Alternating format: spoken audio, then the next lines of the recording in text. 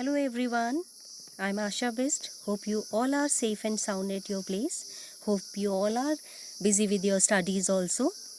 Dear students, today I welcome you all in class 4th EVS, the chapter Caring and Sharing.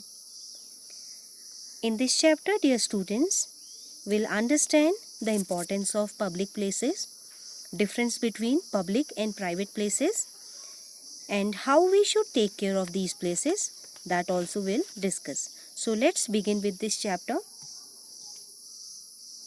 Things we carry. There are many things you carry every day and you prefer those things should be used by you only.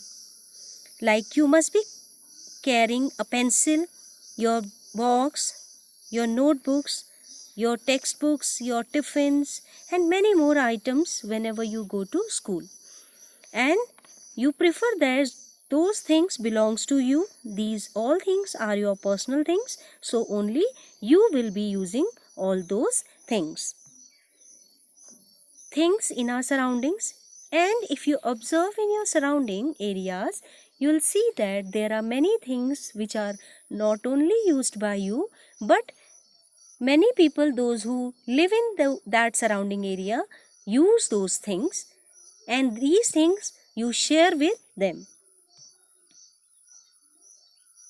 First of all, let's discuss private property.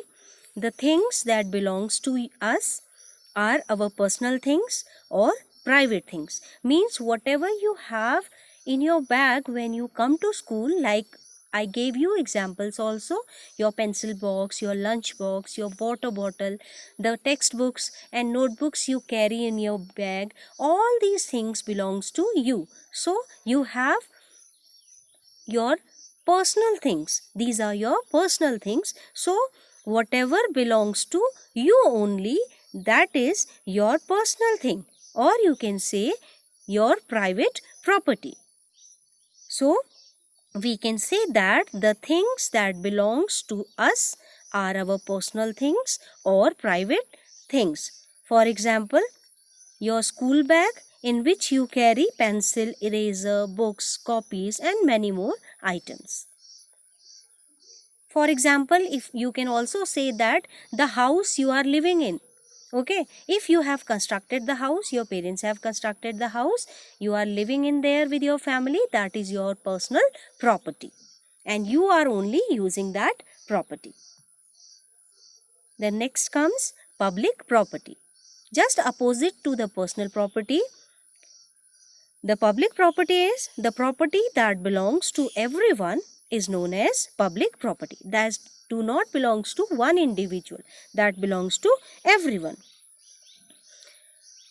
It is, you can say, same for everyone. Okay, all the people can use that property. For example, the roads, schools, hospitals and airports. So let me read this definition for you one more time. Property that belongs to everyone and not to a single person is called public property. We all can use the roads in which we run our vehicle. We all go together to a single school. That school belongs to everyone. Whenever we are sick, we go to hospital and we get ourselves treated there by the doctors.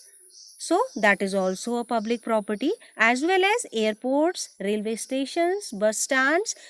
These places we all use to travel from one place to another. So these all are the examples of public property. Moving forward, let's discuss maintenance of public property. What is maintenance of public property? Public property is controlled and maintained by the government or by some organizations. If we talk about, dear students, about our personal property, that is looked after and maintained by we people only, because we are only using that. But in case of public property, we all are responsible for that. But who looks after and maintains the public property? The government. And also there are some organizations who takes care of these public properties. Who runs and take care of them? This we are discussing, as I told you, that the state or central government looks after the public places. Some of them are also run by trust, like the railway stations, the public places. These are looked by the government. As in the previous chapter we discussed about different levels of the government. Here the state government as well as the central government looks after the public places, and there are some other trust also, those who help in maintaining these public places.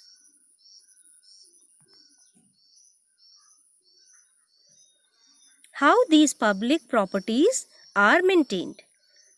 As I said that the government maintains the public property, but how these public properties are maintained? These are maintained by the tax paid by people, like house tax, road tax and entertainment tax. As mentioned earlier, I told you that the state government and the central government looks after it, as well as different trust also.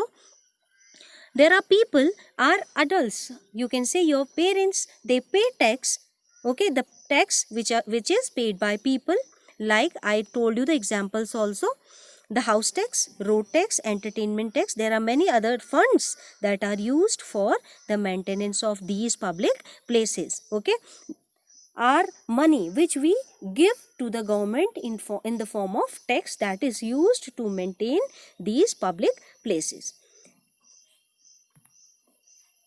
Sometimes, dear students, entrance tickets are also taken to collect money for the maintenance of the public property. There are many places you must have observed while you go to visit such places with your parents, with your family members. You must have seen that there are entrance ticket people collect from you. Okay, before going in, they ask you to pay certain amount of money, and that ticket they provide you. The collected money also used to maintain these public places.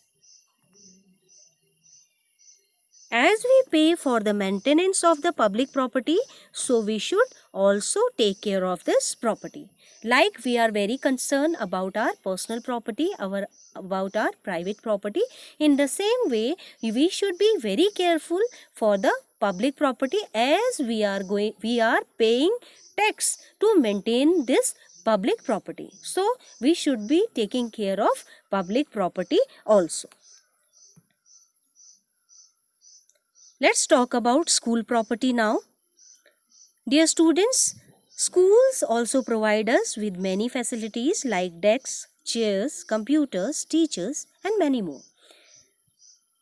Whenever you go to your school, you must have observed that there are many things in the school which are kept to give you different facilities. Like you have a park, you have furniture in your classrooms, you have teachers as the resource person who gives you education, they gives you education. So our school also provides us with many facilities which we use to build up our education, our personality.